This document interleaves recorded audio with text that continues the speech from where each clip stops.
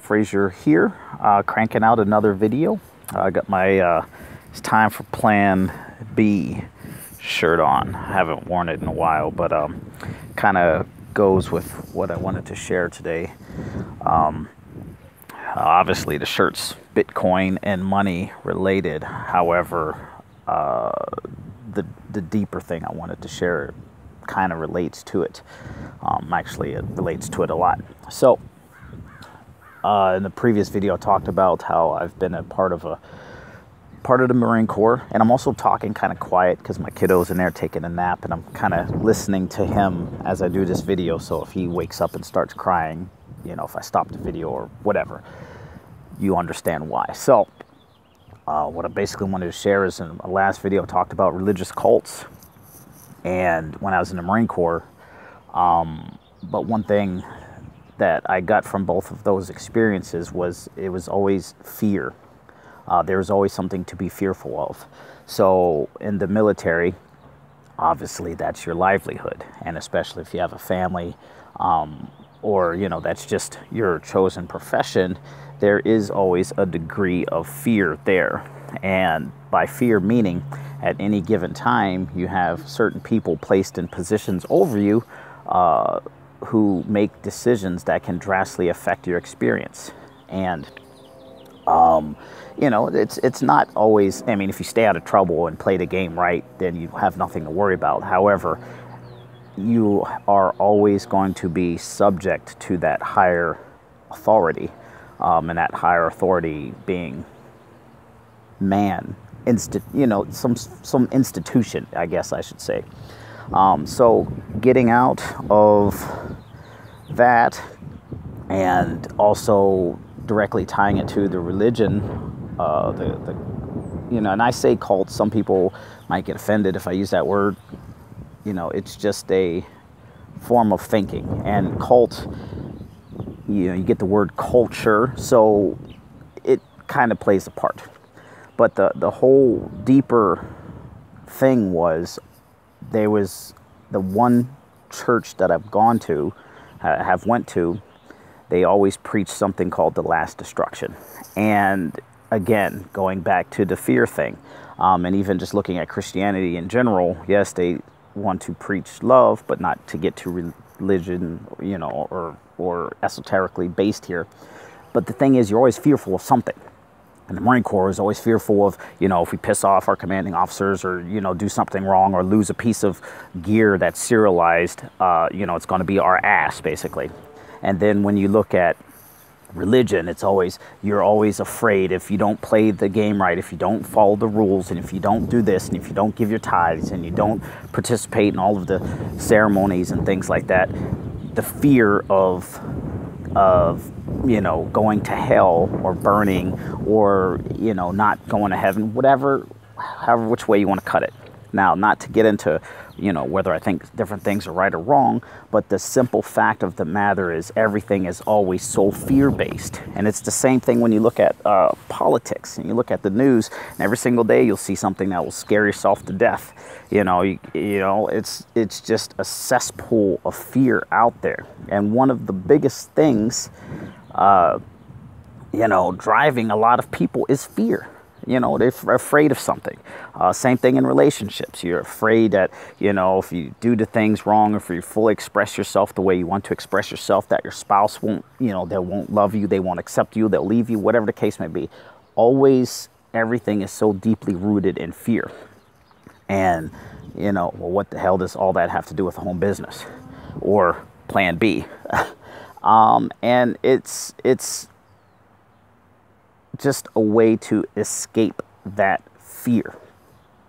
So, for example, people who follow me in different systems I have online, I've used different systems to take back a percentage of my time, right?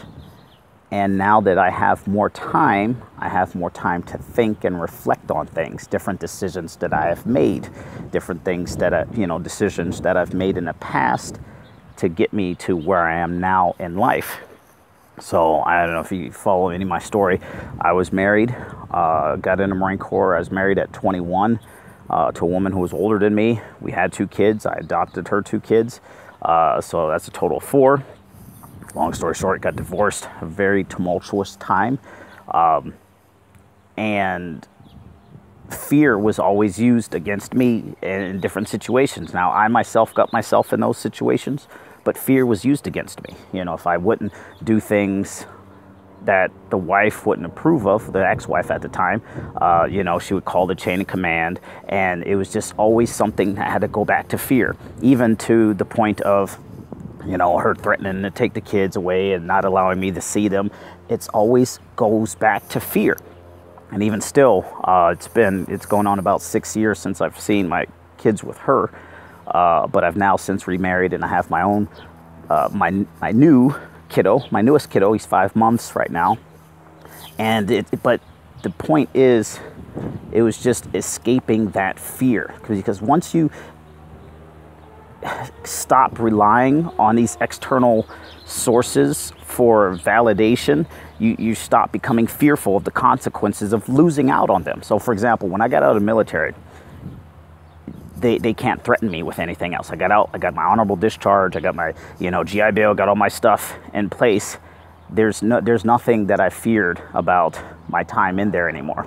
Once I get divorced from an ex-wife and fully divorced, there's nothing that I fear that she can do anymore. Once I get my own financial independence back, there's nothing that I fear that, you know, if I lose a job, you know, a lot of people go to work afraid that they're going to lose a job or whatever, and they're just eking out in existence, but it's all still based on fear.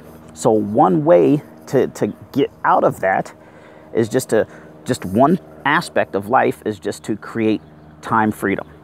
And what I say by that is using online systems to buy your time back from a job so you can create sustainable income so you can live off of, and then that gives you time to think, and then you can start exploring different things in your life that you always wanted to do that aren't fear-based, which is the point. And I'm hoping that makes sense, or I just hope that resonates with somebody.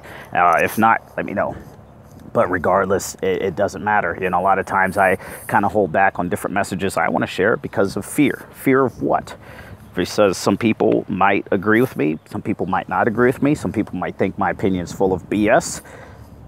You know, and once you start separating yourself from what other people think, what other entities think, other people's power and influence over your own life, you take back your power and you start living in your power, and you're not responding out of fear to everything that's going on around you. So hopefully that's making sense to somebody. And even still, you know, it's still a daily thing I'm working on. You know, I get to work on my own language patterns, and I can tell even when I say things and express things that I'm still halfway. You know, it's like learning how to walk, and this is like a whole new thing for me, because in the past it was always so simple. You just follow the rules, you play the game right, and everything is taken care of. But now that I've become self-employed and on my own, that changes everything. And, you know, in the beginning, it was a fear of being broke that would drive me. But now it's getting to a point where it's just like you can't keep operating out of fear, because you'll never create anything beautiful and lasting if you are operating from that mode of thinking. There's an event I went to, you know, because I was telling a few people that I wanted to write a book about my experiences and things like that. The guy asked me, "Are you doing this because you're reacting to something you did for some wrong you've done in the past that you're trying to make right? Or are you creating something anew?"